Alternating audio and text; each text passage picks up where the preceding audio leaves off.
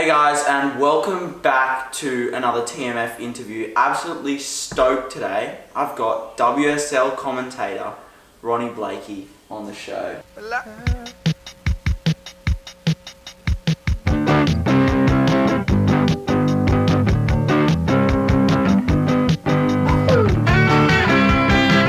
Yeah, Tyson. Pretty sick. How are you, brother? Good, how are you? I'm thrilled to be invited on the show. How exciting. I've seen some of the big guests, the A-listers that you've had on, so I know I'm in good company. Awesome. I can't wait to get this one started. And what better way to start it off than saying, what are some of your favourite destinations to travel to on the tour? Oh, you know what? They're all pretty special. But if I had to list some of my favourites, Fiji, even though it's not on the schedule anymore, that's definitely one of my favourites. Jeffreys Bay. Oh, J-Bay. J-Bay is a favourite of mine, but I think the very best for me is the last event of the year, Pipeline, just because you get the showdown. There's always a lot of waves on the North Shore, so that's pretty special, but yeah, Hawaii is a good way to finish the year for sure. Yeah. So with 2019 coming to an end and the QS season finishing, there's fresh faces joining the tour. Are there any particular faces that you're really looking forward to seeing this year on tour? Yeah, I love when they get a fresh feel. This year's a really interesting one because there's a few guys who have been there before and done pretty well. Guys like Connor O'Leary, who cracked championship tour finals and then fell off tour. So they're interesting to see, if they've evolved while they've been away from it after falling off. And someone like Ethan Ewing had all the talent, just felt like he was a little young, not really ready for it. For sure. When he first did the championship tour, so really excited that he's back on. But I think I'm probably like most people, there's surfers that you see on the qualifying series and you kind of wonder whether they're ever going to break through. Yeah. But if they actually can get there, they'll probably do okay. And that person is Jack Robinson. And for sure. I think he's, probably the person I'm most interested to see how he fares. Because we know at certain locations he's probably going to be one of the favourites for the win. Especially all those heavy waterways. Exactly. Yeah, so this year they've cut Karamas from the schedule and Gland is the new spot. What are your thoughts on the event? Oh, so excited. I haven't been to Gland before, actually, which is pretty weird for, an Australian surfer in their 40s to actually not have been there before. For me, that makes it extra exciting because, obviously I've seen photos and vision of it over the years. But yeah, to get the opportunity to see the world's best there, I think is going to be awesome. And, it's kind of a similar wave to Cloudbreak in that it gives you everything. It can hold a big swell, barrels, turns, and the combination of those two things is what's really going to score well with the judges. So. You know that the person who goes on to get victory there is going to be very deserving. So with your WSL team on the commentary team, do you guys ever have surf-offs or little competitions in the water between each other?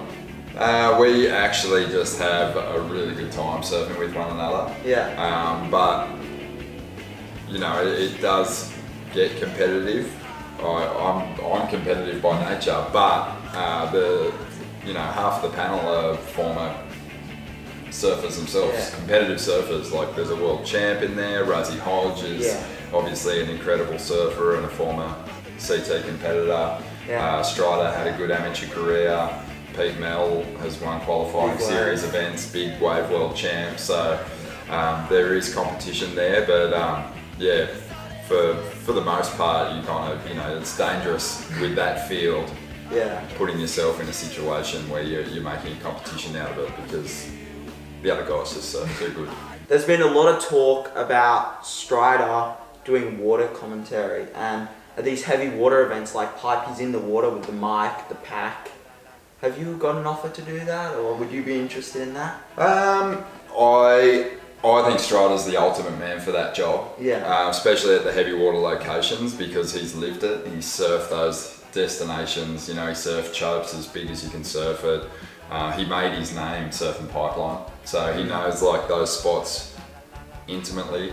And for that reason, he's just the ultimate guy to kind of pick apart what's happening in the lineup. So going into a really hot topic, it's Olympic year this year. Who's commentating for the Olympics? Is it people that have gotten the job, or the WSL commentators get the call up? What's the deal? I think there'll be some WSL commentators working on it. I'm not sure if I'm going to be working on it yet, but I'm pretty sure Rosie Hodge is. I'm sure that Joe Tapell is. I know Barton Lynch is going to be doing some commentary, but you know, it'll probably be a mix of people who've done commentary for World Surf League and a mix who've done commentary for the ISA. So Italo Ferreira, end of the year last year, smashed it out, got the world title. He's going to be feeling hot going into this year. Who are your predictions for guys that will be in the world title showdown at the end of the year? Well, I think it's going to be more of the same. Yeah? Yeah, I think, you know, John Florence, but I'd put Medina in the number 1 position, Italo, Felipe at the So top. those are your predictions. I think those 4 will be running for it again. Everyone, remember that. Those are Ronnie's 2020 tour predictions. Yeah. Never know. Comment your predictions down below. Yeah, I'd be interested to read some of those for sure. Alright, Ronnie, we're going to go back in time a bit. Where did you grow up, for all the viewers who might be wondering? I grew up just north of Byron Bay. I lived in Narrabeen actually till I was about 5 or 6, and then Mum made the move up to the north coast of New South Wales. We lived in a town called South Golden Beach and sort of went between there and New Brighton. Nice. So yeah, went to high school at Mullumbimby. Do you remember your first surfboard? I do remember my first surfboard. My dad got it for me. It was a freelance. They were shaped out of Fingal head. Really cool board, channel bottom. Had a great spray on it, which obviously when it's your first board, that's pretty important. Yeah. I wish I still had it.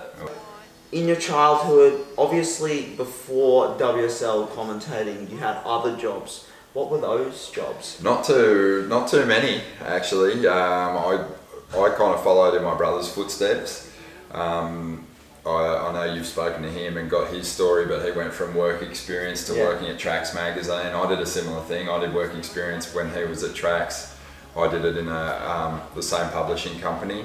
And when he left his position to go work for Waves, I applied for the job with hundreds of other people and ended up getting the job at Tracks as So it was a little rotation? Assistant editor. Yeah, and then I moved into the same role he did at Waves magazine. So edited Waves for a number of years before doing some freelance writing, and just at that time the online broadcasting for surfing was really sort of starting to gather some momentum. Yeah. And I'd been calling some events at that time, and got the call up to call some championship tour contests. That's pretty awesome progression. So you obviously had the knowledge from running the mag, transferred it into the ASP, was it at the time? ASP, yeah. ASP, and then you were on the team. Who was some of the commentators that first started when you were there?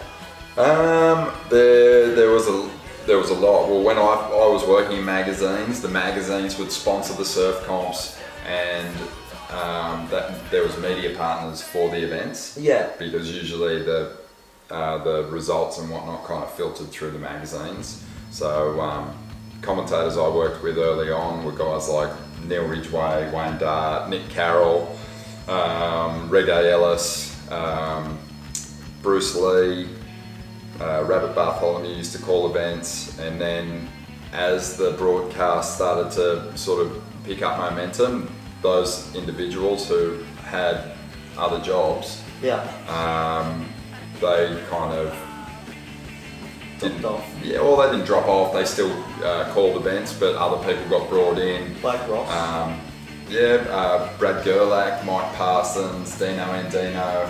I worked a lot with those guys early on. David Stanfield, who was sort of one of the original commentary gurus back in the day. On tour, there's a lot of Australians. Are there any particular Australians that you really love to watch, or that have left the tour that were your favourite to call when they had heats? Yeah, I mean, it's funny, once you're around the tour a lot, that you're not as patriotic. You know, you get to know people from other countries. You're happy to see just about anyone do well. But in saying that, if you're asking specifically about Australians I like to watch, there was a period there where Taj, Mick and Joel were on tour, and they were so dominant and so reliable for getting into final series, like for making quarters and better, that you kind of knew you were going to see Australians in the mix at every single event, and that isn't really the case anymore. It's rare when there isn't one sort of in the quarterfinals or semis, but I mean, the last few years I've really enjoyed watching Owen Wright's story play out. Yeah, that's been really cool. I like watching underdogs as well. Wade Carmichael is just fun to watch because he's reliable for some good surfing. Julian Wilson, when he's on, is just amazing to watch. Yeah. I like him in a big heat because he doesn't back down. If he's got someone like Medina, you know he's not going to shrivel up. He's going to really push him hard and get shoulder to shoulder with him and get in those paddle battles and make it interesting. So, yeah, but really I don't have a particular favourite. I like it when you get a good matchup. Yeah. A good head-to-head is sort of what makes it for me. If it feels one-sided and the underdog isn't sort of turning up and gets overwhelmed, I always find those ones a little bit boring. Yeah, a little bit boring to watch. So talking about these huge head-to-head matchups, over the years have there been any particular heats that have really stood out to you commentating? Yeah, there's always big head-to-head heats that I love to watch and that I've been able to call. I think when there's rivalry there, Julian Wilson and Gabriel Medina, they've had some magic heats over the years. I've been lucky enough to call some of those. John Florence, Gabriel Medina, I got just about anyone in Gabriel Medina. It's always interesting to watch. But yeah, I mean, obviously World title showdown heats are always big. Called a lot of big heats for Kelly, which has been awesome. Yeah. You're kind of like lucky when you get Kelly in a good heat. When you're looking at obviously the surfers look at the heat draw and they're like looking at the matchups they have and they kind of go, oh God, that's going to be a tough heat, that's going to be exciting. As commentators, we're sort of doing the same thing. Yeah. You get your good heats and then you get your heats that are kind of okay, but when you get a big heat, you're like, oh, that's going to be so much fun. It's going to be a good one, the anticipation. So that's always cool. But yeah, any big like sort of head-to-head rivalry is sort of what gets me excited. So with the 2020 season coming to a start in a few months, what are you doing to prepare? I've been surfing a lot. Yeah. Look, not a lot at this stage, but generally kind of a month out I start sort of gathering bios and reading a lot of interviews that people have done. I might reach out to some of the surfers if there's something that I'm trying to find out, whether it's they're training with someone else. There'll be probably some calls or messages to go out just in regard to how people are feeling about maybe sponsorship changes this year. There's a lot of movement happening in that area at the moment. Alright, thanks for being on the show, Ronnie. Had an absolute thanks for having me. Great time talking to you. Stoked for you to give me the opportunity. No worries at all, mate. Can't wait to catch up again soon. Awesome, we should go for a surf, something in the future. As usual, everyone, make sure to comment down below, favourite part, anything you want to see in other videos. Like the video and subscribe to the channel. I'll catch you guys in the next video.